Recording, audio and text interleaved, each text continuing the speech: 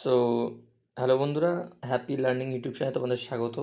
যেখানে আমি বেসিক্যালি কিছু কিছু মার্ক করব যেগুলো আমার target at the end of the 25, অর্থাৎ 2025 শেষের যে আমার টার্গেটগুলো থাকবে 2026 অবধি সেগুলো।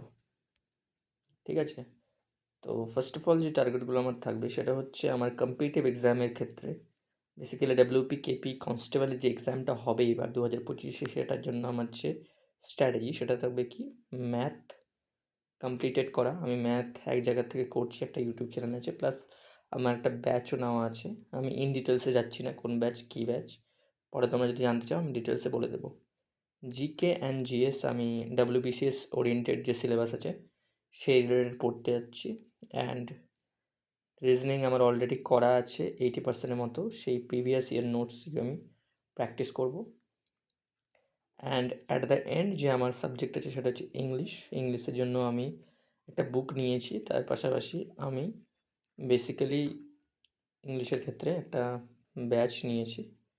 ঠিক আছে, সেই ব্যাচ থেকে আমি প্র্যাকটিস করব।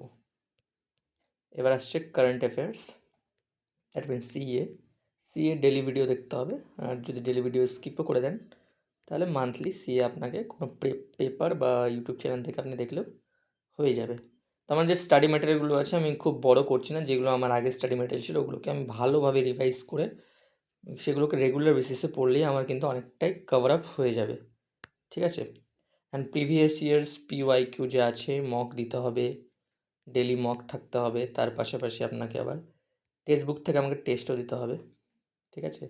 এগুলো সলভ করলে মোটামুটি কিন্তু একটা আবার ধারণা চলে আসবে, কারণ দীর্ঘদিন ধরে গ্যাপ নেওয়া হয়ে গেছে পড়াশোনা থেকে, বেসিক্যালি কম্পিটিটিভ স্টাডিজ থেকে।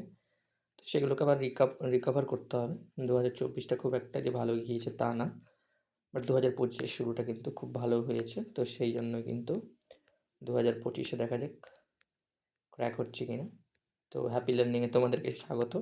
ডেইলি ভিডিওস পারবো না হয়তো, বাট শেয়ার করবো কোনো কিছু যখন ইন্টারেস্টিং ঘটবে আমার সাথে সেগুলো। ভিডিও যদি দেখে থাকো অবশ্যই চ্যানেলে সাবস্ক্রাইব করে পাশে থাকা বেল আইকনে ক্লিক করে লাইক করে দিতে পারো। আর ভালো না লাগলে ডিসলাইক করে দিও, কমেন্টে যা বলার বলে দিও। Thank you.